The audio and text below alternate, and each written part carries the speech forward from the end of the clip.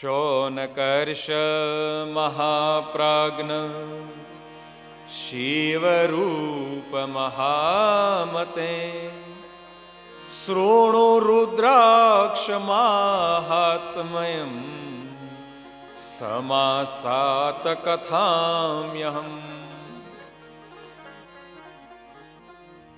હે શિવ સમાન સૂત પુરાણી, આપ અમને ભગવાન મહાદેવની દિવ્ય ઔષધિ એવી રુદ્રાક્ષ મહાત્મ્યની કથા કહો. અને સૂત કથા કહે છે.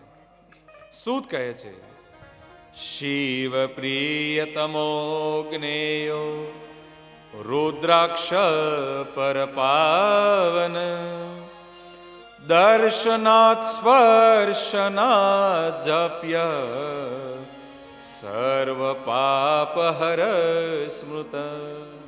હે ઋષિમુનિઓ, રુદ્રાક્ષ શિવજીને ખૂબ જ પ્રિય છે. શિવ પ્રિયતમો જ્ઞેયો, એટલું જ નહીં, પર પાવન, પરમ અને પાવન છે. તેના દર્શન કરવાથી, રુદ્રાક્ષના સ્પર્શ કરવાથી અને રુદ્રાક્ષને ધારણ કરવાથી તમામ પાપ નષ્ટ થાય છે, એવો મહિમા ગાયો છે.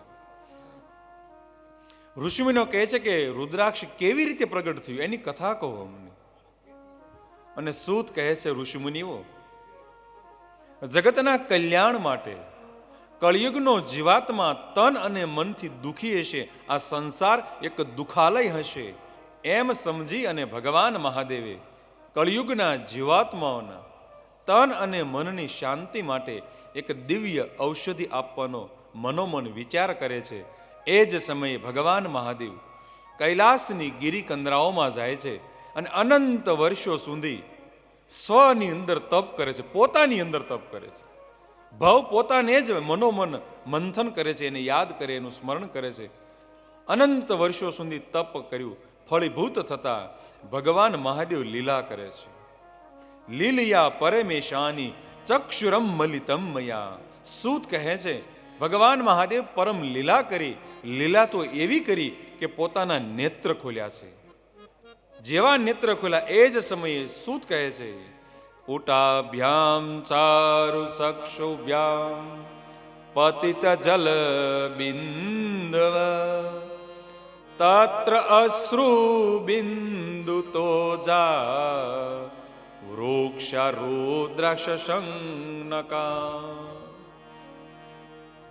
ભગવાન મહાદેવે પરમ લીલા કરી જગતના જીવાત્માઓના કલ્યાણ માટે પોતાના નેત્ર ખોલ્યા અને નેત્રમાંથી પોતાના અશ્રુબિંદુ આ ધરતી ઉપર પડ્યા અને એ અશ્રુબિંદુમાંથી રુદ્રાક્ષનું પ્રાગટ્ય થયું છે. રુદ્રાક્ષ, રુદ્ર વત્તા અક્ષ. રુદ્ર એટલે ભગવાન મહાદેવ, અક્ષ એટલે એમની આંખ. ભગવાન મહાદેવના આંખના અશ્રુબિંદુમાંથી પ્રગટ થયેલા વૃક્ષને રુદ્રાક્ષ કહેવામાં આવે છે. ખુદ ભગવાન મહાદેવ કહે છે, રુદ્રાક્ષ ધારણમ પ્રોક્ત મહાપાતક નાશનમ. જે રુદ્રાક્ષ ધારણ કરે છે એના મહાપાપનો નાશ થાય છે, એવો મહિમા કહ્યો છે.